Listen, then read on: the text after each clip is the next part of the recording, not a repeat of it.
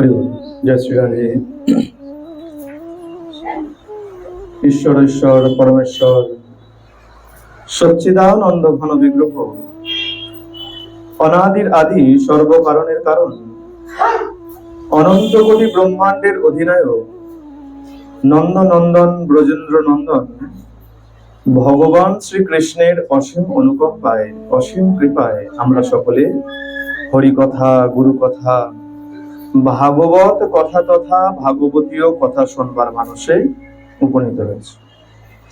আর দেখতে দেখতে আবার একাদশী তিথিতে উপস্থিত। আর আগের দিন বলেছিলাম, হয়তো এতটুকু মনে থাকবে, আগের দিন কি একাদশী শুনেছিলাম? বিজয়া একাদশী। আর আজকে শুনবো আমলকি একাদশী। আমাদের মনের যেমন প্রশ্ন রয়েছে, তাই তো, যে আমরা বিজয়া একাদশী শ্রবণ করেছি আর আমলকি একাদশীর কথা শ্রবণ করতে ইচ্ছুক, ঠিক তেমন যুধিষ্ঠির মহারাজ তিনিও জিজ্ঞাসা করেছেন, হে মাধব, এই যে ফাল্গুন মাস শুক্লপক্ষের যে একাদশী, এই একাদশীর সম্পর্কে আমাকে কিছু শ্রবণ করো, মাহাত্ম্য শ্রবণ করো, এর কি নাম তা আমাকে শ্রবণ করো। তা ভগবান বলছেন, শোনো, নতুন কিছু বলবো না। এক সময় রাজা মান্ধাতা এক মহর্ষিকে জিজ্ঞাসা করেছিলেন এই সম্পর্কে, আর সেই মহর্ষি বশিষ্ঠ এই মান্ধাতাকে যে উপাখ্যান শুনিয়েছিলেন, সেই কথাই আজকে আমি তোমাকে শ্রবণ করব। বলে, শোনো, প্রথমত এই একাদশীর নাম হলো আমলকি একাদশী। আর বলে, দেখো, মাহাত্ম্য তো পরে শুনবে। এই একাদশীর দিন যেহেতু নাম আমলকি একাদশী, সেই সূত্রে কেউ যদি এই একাদশীর দিন আমলকি বৃক্ষের তলায় রাত্র জাগরণ করে, তাহলে সহস্র গো দানের ফল সে মুহূর্তের মধ্যেই লাভ করতে। বলো, বলে ব্রতের মাহাত্ম্য তো শুনবে, ব্রতের মাহাত্ম্য তো আছেই।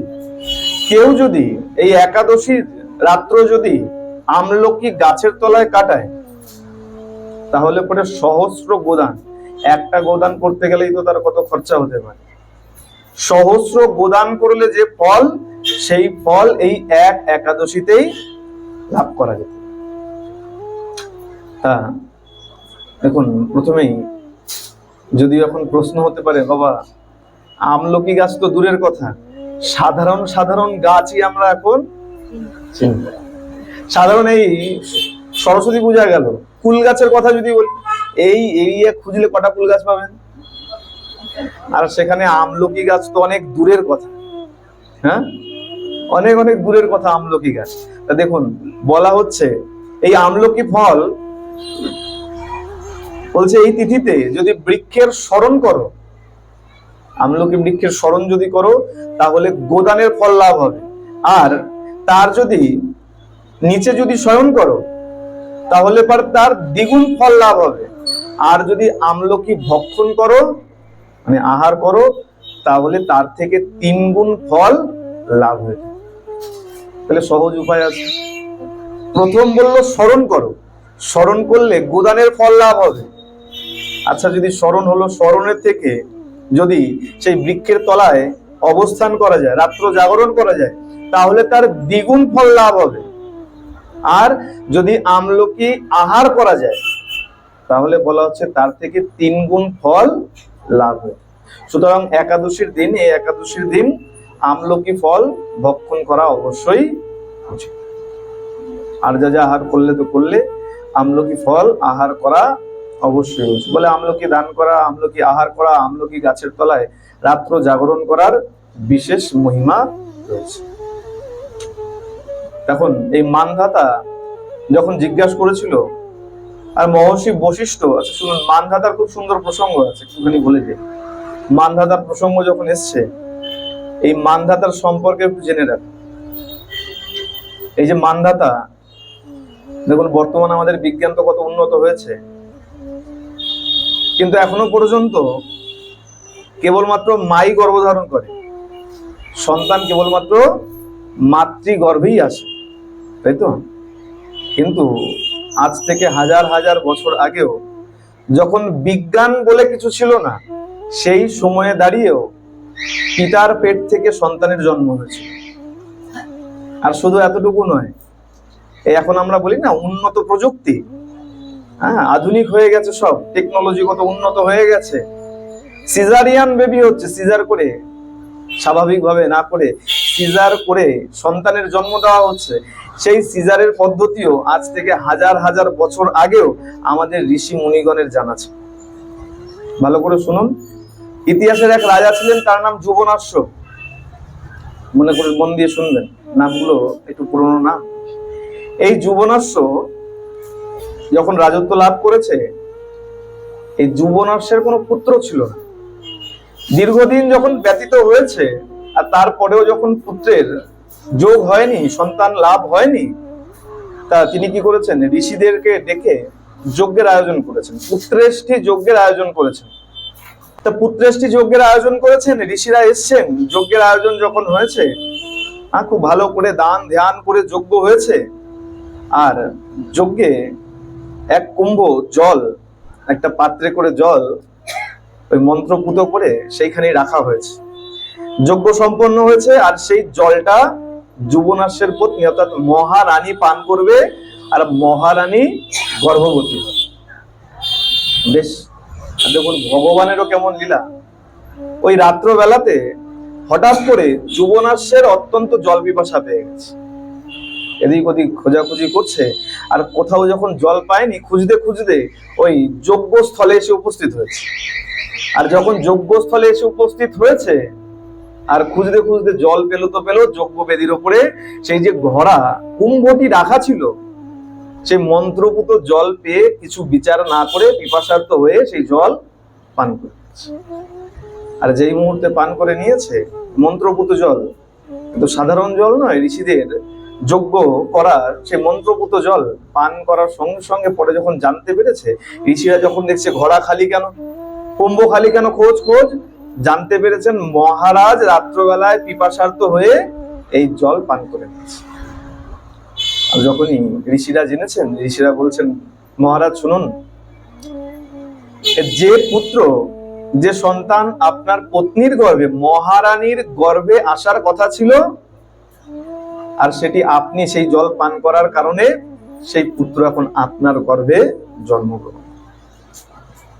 রাজা বলছে এটা তো সম্ভব নয়, এটা কি করে হবে? বলে কিছু করার নাই, বিধান যেমন যেমন হয় ফল তেমন তেমন লাভ। হ্যাঁ, সোজা কথায় আমরা যেমন ভক্তি ভাব নিয়ে যখন পূজা করি তার ভাবটা আলাদা থাকে, আর শাক্ত ভাব নিয়ে যখন পূজা করা হয়, শৈব ভাব নিয়ে যখন পূজা করা হয়, তার ভাবটা কিন্তু সম্পূর্ণ পাল্টে যায়। সুতরাং বিধি যেমন যেমন থাকবে ফল তেমন তেমন লাভই হবে। বিধি যেমন ছিল, এই মন্ত্রপুত জল যে পান করবে সেই সন্তান লাভ করবে, আর ভুল করে হোক আর জেনেই হোক, এই জল যখন আপনি পান করেছেন সন্তান আপনার গর্ভেই জন্ম। বলে এতে অনেক কষ্ট, একটা সন্তানের জন্ম দিতে গেলে কত কষ্ট একটা মাই জানে। বলে অনেক কষ্ট, তাই কৃপা করুন, কিছু একটা উপায় করুন, আপনারা ঋষি, আপনারা চাইলে অনেক কিছু করতে পারেন। বলে বেশ মহারাজ, আমাদের তপবলে আপনার এই কষ্টটা কমিয়ে দিতে পারি, কিন্তু সন্তানকে অন্য কোথাও পাঠাতে পারবো। সন্তান আপনার গর্ভেই হবে, কিন্তু আমরা আমাদের তপবল দ্বারা আপনার সেই কষ্টটাকে কমিয়ে দেব। কিন্তু এবার যখন নির্দিষ্ট সময় হয়েছে, সন্তান জন্ম নেবে কিভাবে, তখন সমস্ত ঋষিরা বিচার করলেন, আর বিচার করে দৈববাণী ক্রমে ওই রাজা যুবনাশ্বের পেটের বাম পার্শ্ব ফুঁড়ে সেই সন্তানকে বের করা। এখনো যেমন মায়ের কাঁচি দিয়ে কাটা আর ফোড়া একই তো ব্যাপার হলো, ঠিক যেমন মায়ের পেটের থেকে সিজার করে সন্তানকে বের করা হয়, যুবনাশ্বের পেটের বাম পার্শ্বকে ফুঁড়ে তারপরে সেই সন্তানকে বের করা হয়েছে। এখন অদ্ভুত ব্যাপার, সন্তান তো হয়েছে, সন্তান বাঁচবে কি করে? সন্তান হয়েছে, এখন তাকে ওই ফল মূল এইসব খাইয়ে তো বড় করতে পারবেন না, অন্ন এইসব দিয়ে তো বড় করতে পারবেন না, দুগ্ধের প্রয়োজন। মা কোথায়? মায়ের গর্ভে তো সন্তান আসে নাই, পিতার গর্ভে সন্তান এসছে, দুগ্ধ কোথায় পাবেন? তখন দেবরাজ ইন্দ্র সেখানে উপস্থিত ছিলেন। এই দেখে দেবরাজ ইন্দ্র তার তর্জনী আঙুল তার মুখে দিয়ে দিয়েছে। কেন বলা হয় দেবরাজ ইন্দ্রের হাতে অমৃতের অবস্থান। এই তর্জনী যখন তার মুখে দিয়ে দিয়েছে আর চাটতে লেগেছে, চাটতে চাটতে 12 দিনের শিশু 12 বছরের হয়ে গেছে। এই যে অঙ্গুলি লেহন করতে করতে মাম ধিয়স্বতী, মানে আমার আঙুল লেহন করতে করতে তুমি বড় হয়ে যাও, 12 দিন যাবত ওই 12 দিনের শিশু আঙুল লেহন করতে করতে 12 বৎসরের সন্তানে পরিণত হয়েছে। এই যে মাম ধিয়স্বতী, আমার আঙুল লেহন করতে করতে বড় হও, তাই তার নাম দেওয়া হয়েছে মানধাতা। আমরা বলি না মানধাতার আমল, এই হলেন তিনি সেই মানধাতা, যার প্রসঙ্গ এই একাদশীর মধ্যে আছে। সেই মানধাতা, বাবার পেট পুড়ে যার জন্ম হয়েছে। আমরা অনেকে অনেক কিছু জানি না, না জেনেই মনে করি এই ধর্মে আর কি আছে। বলে ধর্মে যা আছে এখনো বিজ্ঞান তার থেকে খুঁজে খুঁজে বের করছে। বিজ্ঞান আকাশ থেকে নিয়ে আসছে, এমন নয় যে বিজ্ঞান নিজের থেকে কিছু বানাচ্ছে। এই পঞ্চভূত ছাড়া কেউ কিছু বানিয়ে দেখাতে পারে? হ্যাঁ, এই পঞ্চভূত মানে এই 5টা যে দ্রব্য রয়েছে, যা দিয়ে আমাদের শরীর তৈরি হয়েছে, এই 5 উপাদান ছাড়া কেউ কিছু বানাতে, সে যত বড়ই বিজ্ঞানী হোক, বিজ্ঞান অবশ্যই আমাদের অনেক উন্নত করছে, আমরা অনেক কিছু অনেক পিছিয়ে ছিলাম, অনেক এগিয়ে দিচ্ছে। বলে সেই মানধাতা কি করলেন? মানধাতা মহর্ষি বশিষ্ঠকে জিজ্ঞাসা করেছিলেন সেই উপাখ্যানের কথা। আজকে গোবিন্দ বলছে, শোনো, এই একাদশীর কথা আমি তোমাকে শ্রবণ করাই। এই বৃক্ষে ব্রহ্মা, বিষ্ণু, মহেশ্বর 3 জনেই অবস্থান করে। আচ্ছা, এই আমলকির উৎপত্তি হলো কিভাবে? ব্রহ্মার দিন আর রাত, যখন ব্রহ্মার রাত হয় তখন সব বিনাশ চলে, ধ্বংস চলে। ব্রহ্মার রাত্রের যে কল্প, সেই কল্পে অসুর, দেবতা, স্থাবর জঙ্গম সব নষ্ট, বিনাশ হয়ে যায়। আর সেই সময় কারণ সমুদ্রে ভগবান শায়িত থাকে। এই যখন ভগবান কারণ সমুদ্রে শায়িত আছেন, ভগবানের কপল থেকে, গাল থেকে আমাদের যেমন ঘাম হয়, ভগবানের তো আর ঘাম হয় না।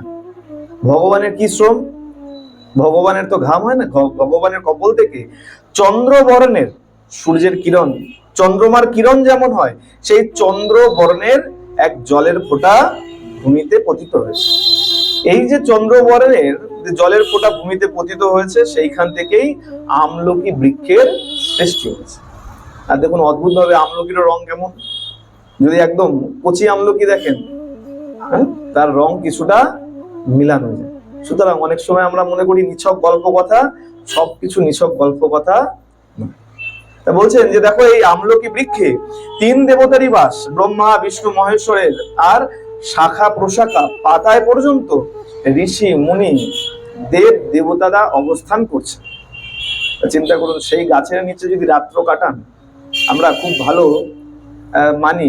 এক তো আমলকি গাছ, আর দ্বিতীয় শমী গাছ বলে একটা গাছ আছে, জানি না আপনারা চেনেন কিনা, ছোট ছোট পাতা হয়, শমী গাছ বলা হয়। এই গাছেও সমস্ত দেবতাদের বাস আছে। তাই এই গাছকে বাড়িতে রাখলে বলা হয় অত্যন্ত শুভ। বাড়িতে কিছু জিনিস রাখা শুভ, তার মধ্যে একটা হলো শমী গাছ, আর একটা হলো গোশালা। এখন তো আর বাড়িতে গোশালা নাই, বলে কে গরু চড়াবে আর কে গরুর গোবর পরিষ্কার করবে, তাই তো? বলে গরুকে চড়াবে আর গোশালা হওয়া কে পরিষ্কার করবে। বলা হচ্ছে গাভীর গায়ে, মায়ের গায়ে 33 কোটি দেবতার বাস। আচ্ছা, 33 কোটি মানে 1 কোটি 2 কোটি না, 33 প্রকার। এই 33 প্রকারের দেবতা মায়ের গায়ে অবস্থান করে। তাই যে বাড়িতে গরু থাকে, বলে সে বাড়িতে সবকিছু লক্ষণ শুভই শুভ থাকে। হ্যাঁ, আরো জানবেন, এই যে নন্দ মহারানী যখন যখন গোপাল দুষ্টুমি করতো, যখন যখন কোনো বিপদে পড়তো, ভগবান তো আর বিপদে পড়ে না, মা বিচার করতো গোপাল বিপদে পড়ছে। আর যখন যখন বিপদে পড়তো, মা গোপালকে তাড়াতাড়ি গোশালায় নিয়ে এসে ওই খুরের মাটি গোপালের সারা গায়ে মাখিয়ে দিত, আর গরুর ওই লেজের চুল দিয়ে গোপালকে ভালো করে ঝাড়িয়ে দিত। চিন্তা করুন, যে অনন্ত কোটি ব্রহ্মাণ্ডের মালিক আর যে মহারানী, হ্যাঁ, নন্দ মহারানী, তিনি পর্যন্ত তার সন্তানের গায়ে ভালো করে সেই খুরের মাটি, গরুর খুরের মাটি, গাভী মায়ের খুরের মাটি মাখিয়ে দিত, আর সেই লেজের চুল দিয়ে ভালো করে ঝাড়িয়ে দিত। আমরা তো বলে এইসব তো ছেড়ে দাও, এখন ওষুধ খাওয়াও, কিছু হলেই ওষুধ খাও, কিছু হলো তো ওষুধ খাইয়ে। তা বলছেন কি, এই বৃক্ষে সমস্ত বৃক্ষের আদি বৃক্ষ, আর ইনি হলেন পরম বৈষ্ণব। তাই এই তিথি করা, এই ব্রত পালন করা অবশ্যই। বলে শোনো, এবার মাহাত্ম্য শ্রবণ করো। আমলকি বৃক্ষের কথা শুনলে, উৎপত্তির কথা শুনলে, আর মানধাতার কথাও শুনলে, এবার এই আমলকি একাদশীর ব্রত মাহাত্ম্য শ্রবণ করো। বলে শোনো, এক সময় বৈদিশ নগর নামে এক প্রসিদ্ধ নগর ছিল, আর সেখানকার রাজা ছিল চৈত্ররথ। আচ্ছা, ইনি ছিলেন চন্দ্র বংশের রাজা। পাশবিন্দুক নামে এক রাজা ছিল, তার পুত্র ছিলেন এই চৈত্ররথ। অত্যন্ত ধার্মিক ছিলেন। কেমন ধার্মিক? বলে শুধু নিজে যে ধর্ম কর্ম করে তাই নয়, সমস্ত প্রজাদেরকে পর্যন্ত একসঙ্গে নিয়ে ধর্মকর্মে ব্রতী হয়। যখন যে ব্রত করে সমস্ত প্রজাদেরকে ডেকে নেয়, বলে চলো আজকে অমুক পুজো আছে, আজকে অমুক ব্রত আছে। ঠিক তেমন সমস্ত প্রজাদেরকে একসঙ্গে নিয়ে একাদশী ব্রত পালন করে। এক সময় দেখতে দেখতে এই ফাল্গুন মাস শুক্লপক্ষের আমলকি একাদশী এসে উপস্থিত হয়েছে। মহারাজ সমস্ত প্রজাদেরকে সঙ্গে নিয়ে এক বিষ্ণু মন্দিরে উপস্থিত হয়েছে। বিষ্ণু মন্দিরে উপস্থিত হয়ে দেখুন, এখানে খুব সুন্দর বর্ণন রয়েছে। আমরা মনে করি এই একাদশী খালি সকালবেলা উঠলাম, ভগবানকে পূজা দিলাম, আর সারাদিন না খেয়ে থাকলাম, কি কিছু কিছু আহার গ্রহণ করলাম, একাদশী হয়ে গেল। একাদশী যদি বিস্তার ভাবে জানতে হয়, বলে একাদশীর দিন সকালবেলা ঘটস্থাপন করতে একাদশীর বিধি আছে আলাদা আলাদা। বিজয়া একাদশীতেও শুনিয়েছিলাম যে ঘটস্থাপন করে তারপরে বিষ্ণুর মূর্তি রেখে নির্দিষ্ট ভাবে বিধান মাফিক পূজা করতে হয়। এই একাদশীতেও তাই বলা হচ্ছে। কি বলা হচ্ছে দেখুন, সংকল্প করলেন ওই দিন প্রাতঃ স্নানের পর প্রজাদের নিয়ে রাজা ভগবান বিষ্ণুর মন্দিরে যান। সেখানে সুবাসিত জলপূর্ণ কলস, এখানেও একই কথা বলছে, জলপূর্ণ কলস। যার যেমন সামর্থ্য, এবং এমন নয় সবাইকে পিতলের ঘট দিতে হবে, বা কাঁসার দিতে হবে, বা তামার দিতে হবে। যার যেমন সামর্থ্য সেই কলস জলপূর্ণ করে, শুধু এতটুকুই নয়, ভালো করে মন দিয়ে শুনুন, ছত্র, বস্ত্র, পাদুকা, পঞ্চরত্ন ইত্যাদি দিয়ে সজ্জিত করে সেই ঘট স্থাপন করা উচিত। তারপর ধূপ দ্বীপ দিয়ে যত্ন সহকারে মুনি ঋষির দ্বারা তার উপরে পরশুরামের মূর্তি স্থাপন করে পূজা করা উচিত। আজকের দিনে পরশুরামের মূর্তি সেই জলপূর্ণ ঘটের উপরে স্থাপন করে তার যথাবিহিত বিধিবৎ পূজা করা উচিত। পরশুরামের খুব সুন্দর কথা, যে আসুন যদি সময় হয় পরে এই পরশুরামের কথাও একটু শুনিয়ে। আর কি বলছেন বলে ভালো করে শোনো, ঋষিরা কি বলছেন, সবাই এবার ব্রতে উপবিষ্ট হয়ে, আসনে উপবিষ্ট হয়ে সবাই বলছেন, হে পরশুরাম, হে রেণুকা সুখবর্ধক, হে ধাত্রী, হে পাপ বিনাশিনী আমলকি, তোমাকে প্রণাম করি, আমার অর্ঘ্য জল গ্রহণ করো। এইভাবে যথাবিহিত আমাদেরও সংকল্প নেওয়া উচিত। জানি না কার কার জানা আছে, ঘুম থেকে উঠে একাদশীর দিন কারো যদি মন্ত্র জানা থাকে ভালো, মন্ত্র জানা না থাকলেও সকালবেলা ঘুম চোখ খুলে আগে বিছানাতে বসে বসেই গোবিন্দের চরণে প্রণাম নিবেদন করে ভগবানের কাছ থেকে আগে অনুমতি নিতে হয়, ভগবানের কাছে প্রার্থনা করতে হয়, হে প্রভু, আমার সামর্থ্য নাই, কিন্তু তুমি কৃপা করো, তোমার কৃপায় যেন আজকের একাদশী ব্রত আমি সফলভাবে পালন করতে পারি। এটাকে মনে করুন একরকম সংকল্প। এক তো সংস্কৃত মন্ত্র বলে সংকল্প করা হয়, আর দ্বিতীয় সোজা বাংলা কথার সংকল্প, প্রভু আমি ব্রত করছি, তুমি কৃপা করো, তোমার কৃপা ছাড়া আমার এই ব্রত সম্পন্ন। সংকল্প ছাড়া জানবেন কোনো ব্রতই কিন্তু সফল হয় না। যে ব্রতই করুন না কেন, হোক একাদশী আর হোক লক্ষ্মী পূজা আর হোক কালী পূজা, সংকল্প ছাড়া কোনো কিছুই। জপ করছেন তো, জপেরও সংকল্প মন্ত্র আছে। জপ করার শুরুতে মন্ত্র বলে আরম্ভ করতে হয়, যারা জপ করে তারা জানেন। জপ করার শুরুতে মন্ত্র বলে তারপরে মহামন্ত্রে প্রবেশ করতে হয়। আবার যখন বিশ্রাম দেওয়া হয় তখন আবার মন্ত্র বলে জপের মালা রাখতে হয়। এই যদি না বলেছেন তাহলে এই সংখ্যাবদ্ধ নাম কিন্তু সম্পন্ন হলো না। এখানেও সংকল্প করলেন, সংকল্প করে তারা বিধিবৎ পূজা করলেন, আর রাজা সমস্ত প্রজাদের সঙ্গে নিয়ে সমস্ত রাত্র সেই মন্দিরে জাগরণ করলেন।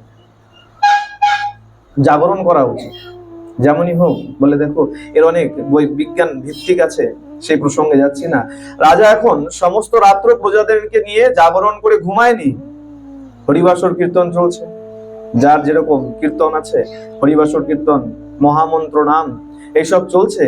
আর অদ্ভুত ভাবে এক ব্যাধ সারাদিন ঘুরতে ঘুরতে কোনো শিকার না পেয়ে ওই বিষ্ণু মন্দিরের সামনে থেকে অতিবাহিত হচ্ছিল, সেখান থেকে যাচ্ছিল। আর যেতে যেতে হঠাৎ করে তার চোখ পড়লো ওই মন্দিরের মধ্যে। এই মন্দিরে এত ধুমধাম করে কিসের আয়োজন চলছে, এত কীর্তন কিন্তু কিসের চলছে এত রাত্রবেলায়? বেশ একটু ঢুকে দেখি, ওই ব্যাদ ভেতরে গিয়ে পেছনে বসে পড়েছে। এখন মনে হতে পারে ব্যাদ ঢুকলো, ব্যাদের কাছে তো অখাদ্য কুখাদ্য থাকে না। ভগবানেরই কৃপা, সেই দিন সারাদিন বনে ঘুরেছে, কিন্তু এখনো পর্যন্ত কোনো শিকার যখন পায়নি, সে তো এখন শুদ্ধ রয়েছে, ঘুরেছে ঠিকই, শান্ত আছে ঠিকই, কিন্তু কাছে কোনো অখাদ্য কুখাদ্য কিছু নাই। যে তীর নিয়ে বেরিয়েছিল, খালি সেই তীর নিয়ে ঘুরতে ঘুরতে মন্দিরে এসে একদম পেছনে বসে পড়েছে।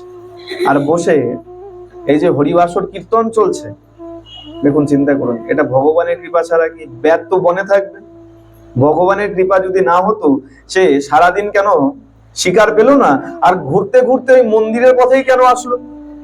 অন্য পথেও যেতে পারতো, বাঘ ভালুকে শিকার হয়ে যেতে পারতো, কিন্তু আজকে ঘুরতে ঘুরতে বিষ্ণু মন্দিরে এসে উপস্থিত হয়েছে।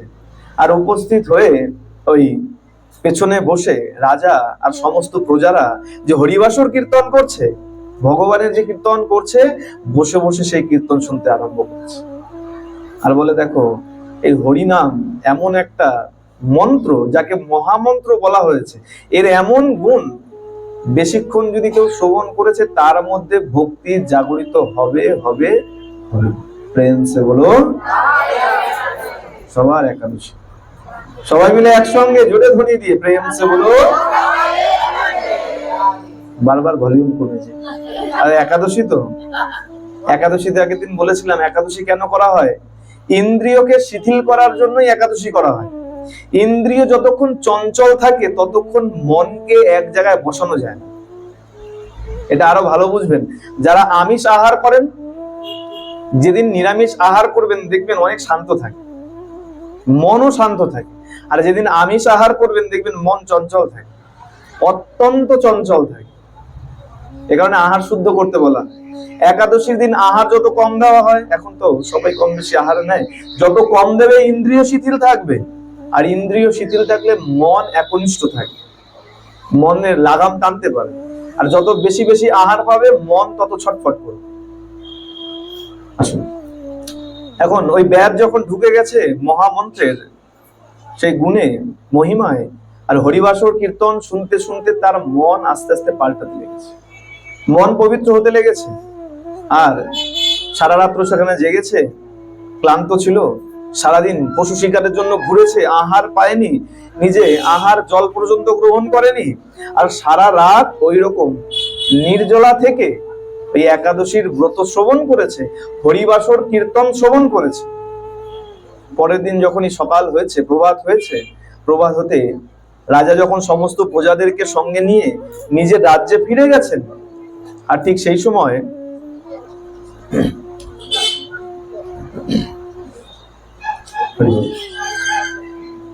রাজা যখন প্রজাদেরকে নিয়ে ওই মন্দির থেকে ফিরে গেছেন, ব্যাদও আস্তে আস্তে নিজের গৃহে ফিরে গেছে।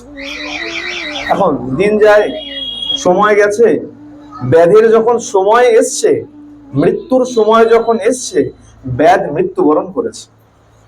কিন্তু বিচারে তার সদ্গতি লাভ হয়েছে। বলে দেখো, জেনে করো আর না জেনে করো, ভগবান তো আর আমাদের মতো নয়। আচ্ছা, ও জানে না, ও বোঝেনি, ওর পকেট থেকে টাকা পড়ে গেছে, তুলে আমার পকেটে ঢুকিয়ে নি। ভগবান এই কাজটা করেন। তুমি জেনেই ব্রত করো আর না জেনেই করো, পুণ্য যদি তুমি করে রেখেছো, চিত্রগুপ্তকে বলে দেয় শিকায় তুলে রেখে দে, ও যখন আসবে ওকে ফেরত দিয়ে দিবে। তখন ওই ব্যাদ তো না জেনে ব্রত করেছিলেন, ওই ব্রতের পুণ্য তার ঝুলিতে জমা ছিল। মৃত্যুবরণের পর সদ্গতি লাভ হয়েছে, আর পরবর্তী জীবনে সে রাজ বাড়িতে এসে জন্মগ্রহণ করেছে। আর এক নগর ছিল, সেইখানে জয়ন্তী নামে এক নগর ছিল, সেইখানে রাজা ছিল, তার নাম বিদুরথ। এই বিদুরথ রাজার পুত্র হয়ে বসুরথ নাম নিয়ে সেই ব্যাদ এসে জন্মগ্রহণ করেছে। দেখুন চিন্তা করুন, না জেনে এক একাদশী পালন করেছে, জানতো না। ব্যাদ সারাদিন খাবারের খোঁজে বেরিয়েছিল, খাবার পায় নাই। ভালো করে চিন্তা করুন, খাবারের জন্যই বেরিয়েছিল, পেলে হয়তো খেয়ে নিত, কিন্তু খুঁজে খুঁজে সারাদিন আহার পায়নি। সেই কারণে ঘুরতে ঘুরতে সে মন্দিরের সামনে দিয়ে যাচ্ছিল, আর না জেনেই সেই মন্দিরে ঢুকে বসে এই সমস্ত রাত্রব্যাপী হরিবাসর কীর্তন শ্রবণ করে নিচ্ছে। কতটুকু সামান্য কাজ চিন্তা করুন, না জেনে পর্যন্ত করেছে, আর তার ফলে সে আজকে সদ্গতি। কেমন সদ্গতি? ব্যাধের থেকে আজকে রাজার বাড়িতে রাজার সন্তান হয়ে জন্মগ্রহণ করলেন। বিদুরথ রাজার পুত্র বসুরথ হয়ে জন্মগ্রহণ করলেন, ধর্মকর্ম করেন, আর কখনো কখনো মৃগয়ায় যায়। আজকে এই বসুরথ, বিদুরথের পুত্র বসুরথ বেরিয়েছে মৃগয়া করবার জন্য। অদ্ভুত ভাবে শুনবেন মন দিয়ে, এই যখন বেরিয়েছে আজকে শিকার করবার জন্য, আর শিকার করতে গিয়ে, মৃগয়া করতে গিয়ে আজকে রাজা এত ক্লান্ত হয়ে পড়েছে, ওই বনের মধ্যে একটা নিরিবিলি জায়গা দেখে একটু বিশ্রাম নিতে আরম্ভ করেছে। বিশ্রাম নিতে যখন আরম্ভ করেছে, চোখ লেগে গেছে, নিদ্রা এসে গেছে, আর হঠাৎ করে সেখান থেকেই এই পর্বতবাসী কিছু ব্যাধ, ভিল, নিচু জাত, ম্লেচ্ছ জাত ওই রাস্তা দিয়ে যাচ্ছে। যখনই যাচ্ছিল, রাজাকে দেখে, রাজাকে নিজেদের শত্রু মনে করে রাজাকে হনন করার চেষ্টা করেছে, বধ করার জন্য তারা প্রস্তুত হয়েছে। বলে, দেখো এই রাজা এক সময় আমার পরিবারের ব্যক্তিবর্গকে হত্যা করেছে, আমার পুত্র পরিজনকে হত্যা করেছে, আমাদের অনেক আত্মীয়ের হত্যা করেছে। তো চলো, রাজা যখন এখন ঘুমাচ্ছে, আমরা গিয়ে রাজার বধ করি। সেই ভিল্ল, ব্যাধ, ম্লেচ্ছ তারা এখন যার যা সাজ সরঞ্জাম ছিল, অস্ত্র আদি ছিল, সব নিয়ে এখন রাজার উপর প্রহার করতে আরম্ভ করেছে। যে রাজার শরীর থেকে এক মহা শক্তিশালী অপরূপা স্ত্রীর আবির্ভাব হয়েছে। যেমন একাদশীর কথা আমরা শ্রবণ করি, যে ভগবানের দেহের থেকে, মূর দৈত্যকে বধ করবার জন্য ভগবানের দেহের থেকে দেবী একাদশীর উৎপত্তি হয়েছিল। ঠিক তেমন বলা হচ্ছে, রাজার দেহের থেকে মহা শক্তিশালী এক স্ত্রী, এক দেবীর উৎপত্তি হয়েছিল। রাজা কিন্তু ঘুমিয়ে আছে, এমন নয় যে রাজা জেগে গেছে, রাজা ঘুমের মধ্যে রয়েছে। আর সেই সময় ওই দেবীর উৎপত্তি হয়ে মহা বলশালী সেই দেবী এসে ওই ম্লেচ্ছদেরকে সেখানেই বধ করে দিয়েছে, হত্যা করে দিয়েছে। হত্যা করে তিনি আবার বিলীন হয়ে গেছে। আর কিছুক্ষণ পর রাজার যখন ঘুম ভেঙেছে, রাজা তাকিয়ে দেখছেন ওই সব ম্লেচ্ছরা, ব্যাধেরা সেখানে মরে মরে সব পড়ে রয়েছে। রাজা চিন্তা করছেন যে আমার শত্রুদের হত্যা করে কে আমার প্রাণ রক্ষা করলেন? এমন দয়ালু, এমন কৃপালু কে, যে আমি ঘুমিয়েছিলাম আর আমাকে রক্ষা করে গেলেন আমার অজ্ঞাতেই।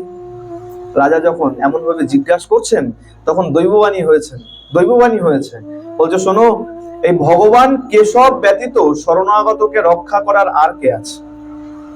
ভগবান পরমেশ্বর শ্রীকৃষ্ণ ছাড়া এই শরণাগতকে এইভাবে রক্ষা করার আর কে আছে? চিন্তা করুন, একটা মাত্র একাদশী করেছিল।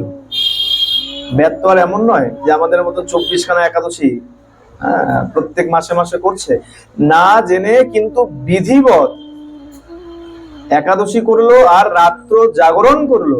তার ফলে সে তো এক রাজার ছেলে হয়ে জন্মালোই, আর তাতে আজকে মৃগয়া করতে এসে যখন বিপদে পড়েছে, ভগবান অজ্ঞাতেই আজকে তাকে রক্ষা করে গেল। মহর্ষি বশিষ্ঠ বলছেন, হে রাজন, যে মানুষ এই পরম উত্তম আমলকি একাদশী ব্রত পালন করে, তিনি নিঃসন্দেহে বিষ্ণু লোক প্রাপ্ত।